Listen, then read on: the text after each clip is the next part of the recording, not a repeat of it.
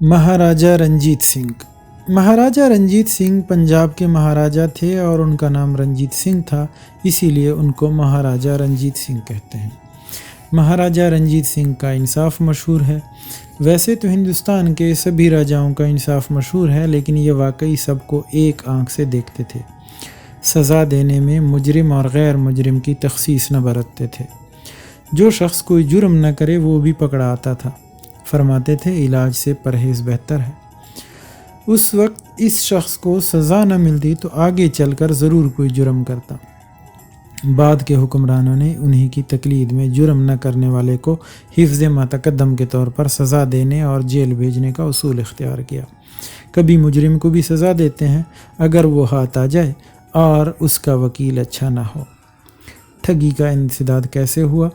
جس زمانے کا یہ ذکر ہے اس زمانے میں ملک میں ٹھگی بہت ہو گئی تھی۔ ٹھگ لوگوں کو راہ چلتے لوٹ لیتے تھے۔ آخر والی ملک نے محکمہ انسداد ٹھگی قائم کیا اور یہ قانون بنایا کہ سب عمال اور اہلکار لوٹ کے مال میں سے حصہ وصول کیا کریں۔ لوگوں کی ہچکچاہٹ دور کرنے اور حوصلہ بڑھانے کے لیے والی نے خود حصہ لینا شروع کر دیا۔